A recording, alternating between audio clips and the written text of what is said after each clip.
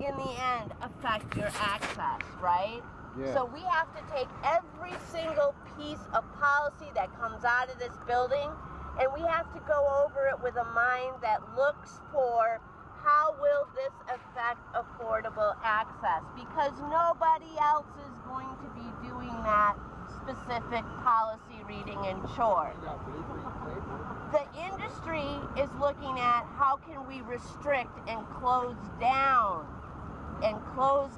other growers and other small businesses and lock them out. And why? Because that's the nature of the beast. They are going to go and compete with each other.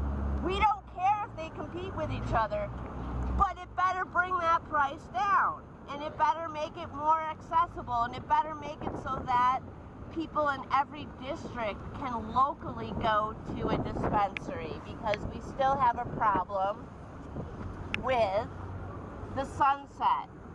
So we know two things are going to be happening in July. We have some industrial sort of quartering off, which will probably affect, my guess is Malaya Cohen's district, which is the Hunters Point, Bayview area, right?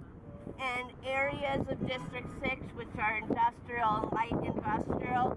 And they're going to be surprised that we're going to come in with some intelligent conversation about what they think we have nothing to do with. We're always walking in with everything stacked against us when we go into that building that has a gold-plated dome, right? Money that could have be spent on housing is right up there on that dome.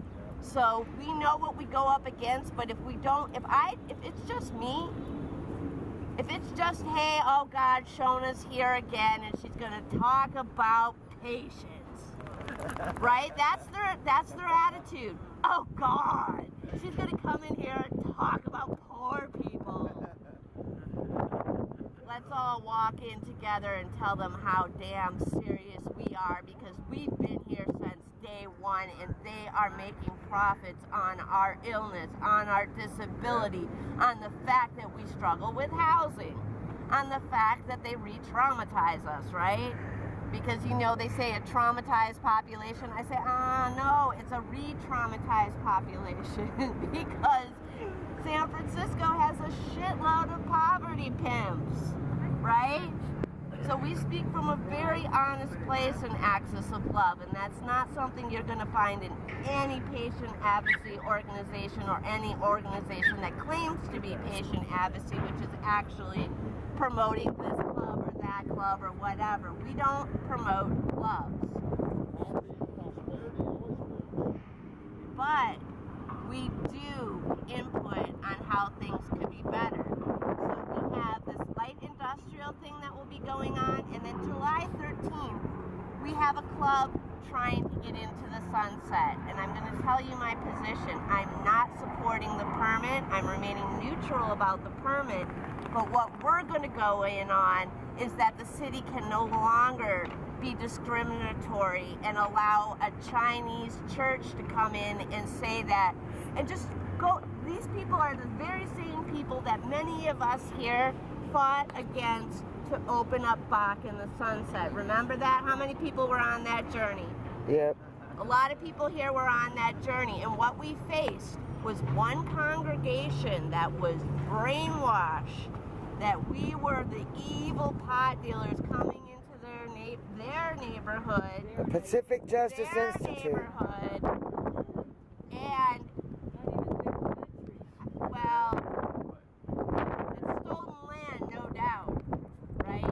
Nobody has the right to do anything there. So Or some of us are hostages here. yes. You know what killed me was when the preacher got up there and said, anybody can be a cannabis club owner. I said, wait a minute. Anybody can be a preacher. What the fuck are you talking about? Hearing on July 13th is a situation of discrimination. There's no reason why there can't be a cannabis club in every single neighborhood. I don't support a pocketarium. I don't.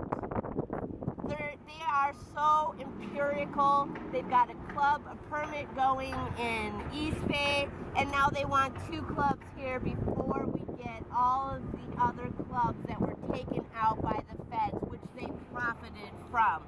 I have communicated, they haven't even called me, and I got the last permit through the planning department for the Sunset, which was a huge victory, but they didn't even call me to ask me, what do you think your pitfalls were?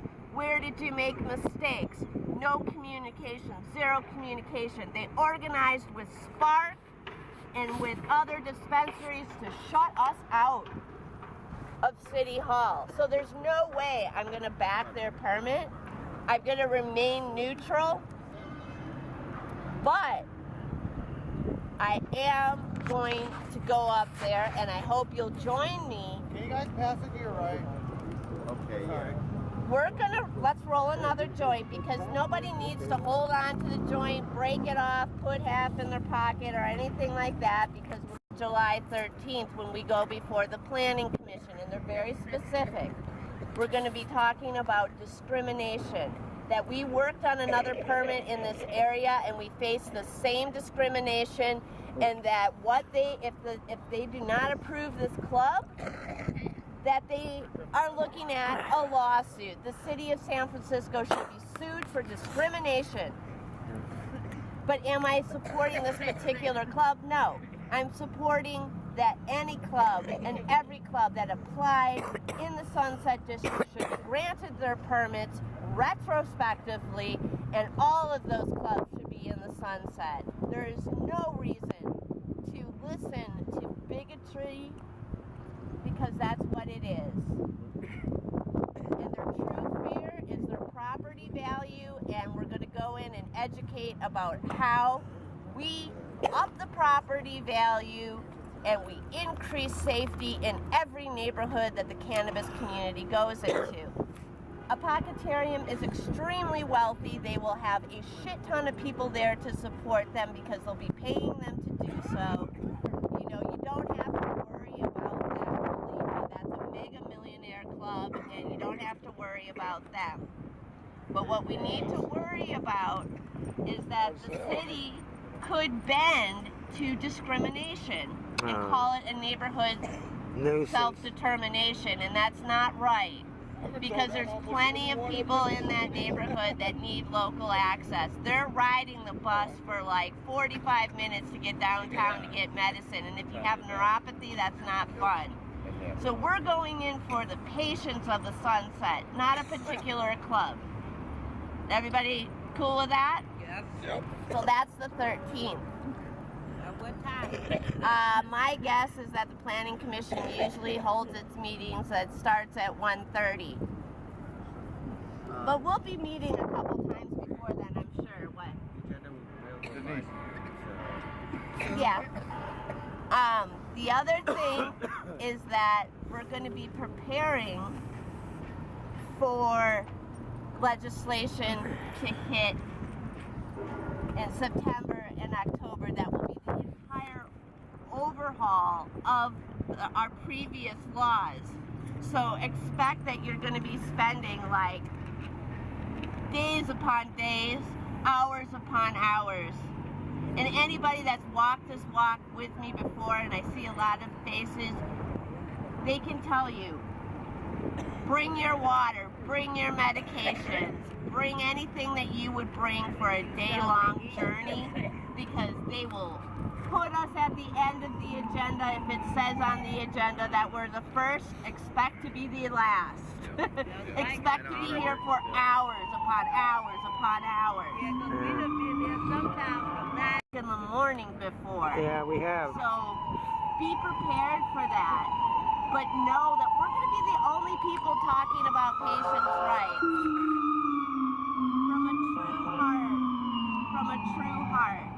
There'll be people that will say they're there for patients' rights, but we know that we actually live in the city every day. You know, half of the state legalization task force that's illegal, that's in this building, they live in Sonoma. They don't even live in San Francisco. They live on a cannabis plantation. up north, you know? So that's the reality that we face. Is like we're going up against plantation owners, expensive lobbyists. I've never ever left the table. I've been told to leave the table. I've been told to leave the building, but I never ever will, because that's what they were saying when we entered the building. They were saying, oh my God, get out of here. We never leave. But we never leave because that's the people's building. The term is insurgents. They're insurgents. Everyone just got our work cut out for us. And am I still looking for a space? Absolutely. Am I looking for a space for a retail location? Not necessarily. What I'm looking for is a harm reduction center, because I believe deeply in what we've done the last 15 years of harm reduction. I know people that stay sober. Shoni, you know, I live in And it's very important for us to speak out on this one, is that they're going to try to put in a cannabis department. Now, you'd think that I'd be like, yeah, a cannabis department. No. everything up. They are going to try to seat lobbyists as gatekeepers. And then, when they're asked how they're going to fund this, you want to know how they're going to fund this? This is funny as shit. You guys, this is funny as shit. With They're going to taxes. fund it. No, they're going to fund it by taxing the other local retails. So if the local retailers are paying for the cannabis department, do you think that they're going to allow any competitors to open their doors? Ouch. No, that's why it's set up. It's constructed to be a gatekeeping service for the Nepotism. current monopoly, which is not what we want. As patients, you want more competition. You want those prices to go down and the quality to go up. And you always want a patient representative with a vote. And an authentic patient representative with a vote, not somebody that works for paying clients. You want somebody that only works for the patients, and that seat ain't there. And if they put it there, they're going to put someone like Sarah Schrader or somebody like that. ASA. Yeah, they'll put ASA in that seat. Drug ASA Police Alliance. or Drug Police Alliance, who have worked over the last 10 years to restrict permitting. And they work to restrict permitting because they have paying clients. So they say, we want legalization just for this group of mostly white affluent people. But currently they're paying groups of color to come and defend them. Like Jay-Z and, no shit, they're that wealthy that they can throw some money at Jay-Z and say, hey, pump up our organization, give it a face of color. Can you do that for us? Same fucking story we've heard for goddamn years, you know? And yes, somebody will sell out to do that. Of course, just like poor patients have sold us out back and forth, and we hold no grudge. You want to know why? Because they're poor patients. They need that little extra medicine or that meal or whatever those guys gave them. I mean, I have had people like pass out, and they definitely were not passing out from cannabis that they had been given to betray the patient movement. So it's just like, you know, the same old drug war where they use addicts for information and to go against authentic people movement. Same story. This has been going on probably since the 1920s, right? Maybe even before that. Yeah. You know? It's called monarchies. Oligarchy. A Oligarchy. Everybody knows what an oligarchy is? a kleptocratic oligarchy. So, I mean, my sort of loose definition of an oligarchy, and I talk about it a lot on Facebook, is one network of friends pretending like they're competing with each other, but They're working actually together. all coordinated and working to secure a power structure for themselves and their friends. They'll run their friends against each other to get one person in there, right? And that's what you've seen in City Hall for the last 40 years. Now, I'll give you this. It's my favorite oligarchy. Any other city, we'd be dealing with much worse, much more conservative oligarchs. You wouldn't see African American women at the helm. You wouldn't see gay people there. You would see mostly white men there. And you wouldn't have any of the issues addressed by poor people. That's what goes on in every other city, you know, truly in America. You have oligarchs whose families may have been seated, you know, at the House of Oligarchs since, you know, 4 centuries ago, really. I mean, it's that corrupt in America, and it's going to take us a long time to change it. Right? They did come in the ship, but not the longboat, not the longboat. No. Vikings came and we were peaceful, and we left peacefully. More or less, yeah. Yeah, we did. More or less. Well, more or less, as peaceful as Vikings we can be. We invented the word berserk. We did invent the word berserker, it's true. What?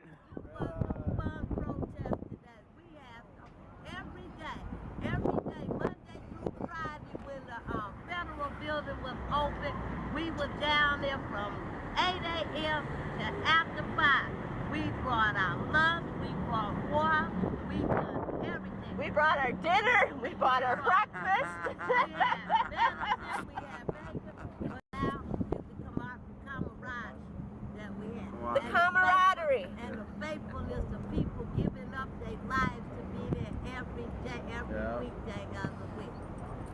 Man, I could not have said that any better. Thank you. Yes. And you know what? Thank you for being there with us and being there with me. And I learned a lot.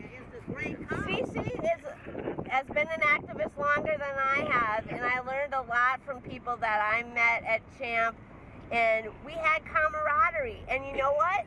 They specifically tried to break that up. Oh yeah, everybody gonna try to always break up something good because you know what? That's the evil in the world. You're not wrong. Can we get a 24-hour dispensary in this city, maybe? No, you won't. Yes, you can actually. There's a part of the 2005 MCA Act that would have allowed for a 24-hour dispensary, but it had what's called a sunset. So it only lasted for about, I think it was like 3 or 4 years, and nobody applied for it, and I'll tell you why. Because of security. Yeah, because of security. People were like, wow, I don't know, that's a lot. But I see the need for it. There's a lot of times I can't get my medicine.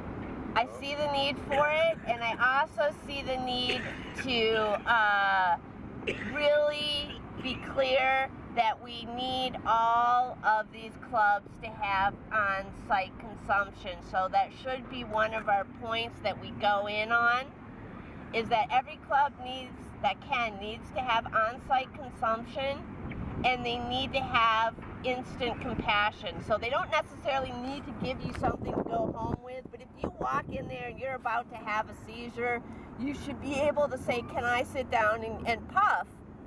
You know, without purchasing. Can I sit down and make sure that I'm okay to travel the rest of the way home? A lot of these clubs now are doing something really creepy. They have VIP lounges that you have to be able to pay to go in. Like Harvest, exactly. Remember, Hemp Center used to be there, and everybody was welcome. So now they're having these very secret society gatherings that they price out poor people. And you know what? They have a right to associate however they want to, but if they have a city permit, then they need to serve everybody in the city. Shona, I just want to say something on note. Because what you're saying, I mean, say a stranger comes to you, somebody you don't know, walks up to you and says, look, I know that you guys dispense marijuana and I'm in severe need of something to calm me down right now. No, something small like that. Don't go into drastics about somebody's going to have a seizure, because they'll fucking milk that, saying somebody has to have a medical reason, and medical proven reason why. Well, she's not wrong, but here's something that you should know about access of love in our legislative history, which everybody doesn't know every point of, and I get that. But in 2006, when we passed the non-binding resolution about compassionate care, one of the provisions that I put in there is that nobody can be discriminated against for any type of diagnosis. So that would cover depression and anxiety. The reason I put it in there is I saw a lot of schizophrenic patients being denied membership to cooperatives. I just wanted to make a point that the best example right now of online consumption is you walk into a relief dispensary with your card, you just say, go to the lounge, they say okay. You know the card, you go to the lounge, you can medicate. You can see why you're there, you have legal status. To reiterate what Sheldon stated earlier, you do not have to state your medical diagnosis of why you consume cannabis. Only to your doctor. And that's the best example of on-site consumption. Really, it's okay. I know that what he's saying is like, not everybody has a college where you don't have to have like full consultation. Well, the lounges will, because of the state law that passed, they should be 21 and over if you don't have a card. It's just going to be that way for Sanctuary? Yeah. The old club? Yeah. So that was part of my club, and I miss Sanctuary. So do I. I miss you guys too. I mean, I helped set up the compassion program for Sanctuary, and you know, a lot of our old clubs are not going to be able to afford the permitting process and get back on the map. But I don't think we should have to have a permit. I think we should have just a... well, for the club you do, because it's a business. Just like a restaurant needs to get a city permit, we got to go by the rules and make sure that what we're doing is kosher and that we're giving you clean medicine. I'm fine with rules and regulations as long as they're fair and as long as everybody can access the process. So with Sanctuary, it really is important though, because it's a way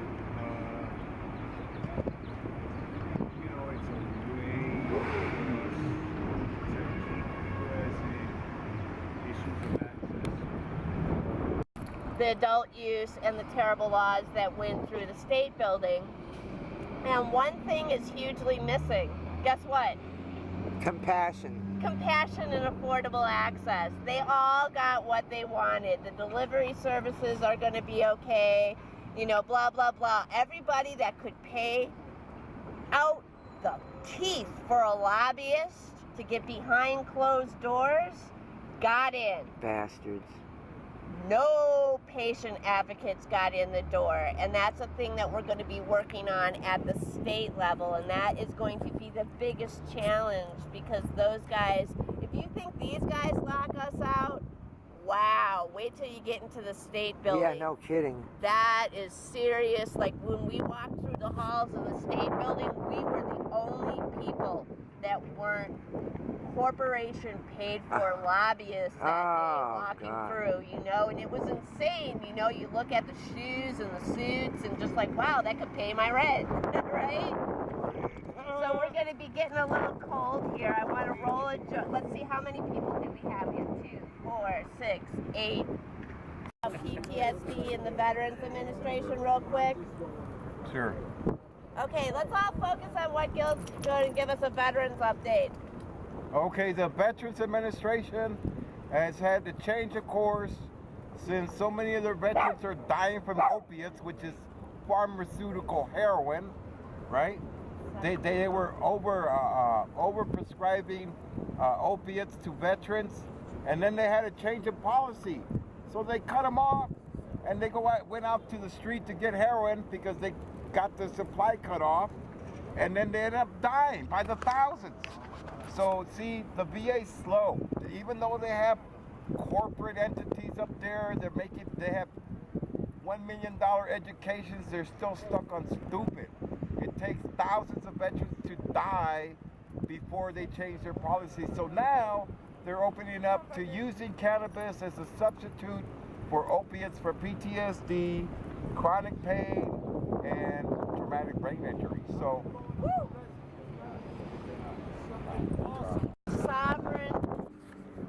sovereign being the key word.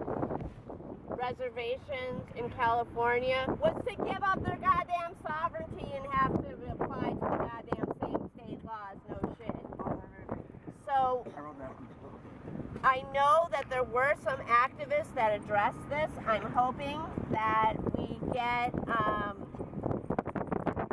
that taken out of the law, and I will review it and make sure that it was taken out of the law. But I think that everybody here, whether you're indigenous or not, knows that nobody should be giving up sovereign rights to their land.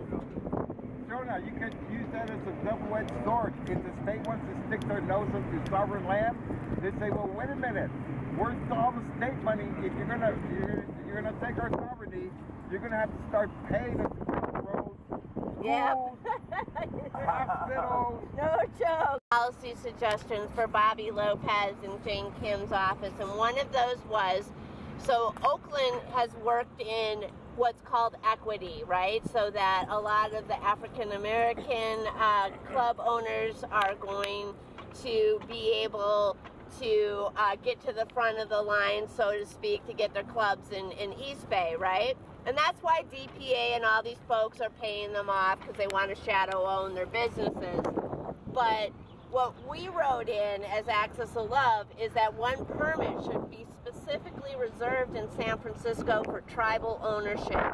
There are Native Americans in San Francisco that are literally from San Francisco. And, you know, we'll see. Who knows if Bobby and those guys even read my policy suggestions? I have no idea.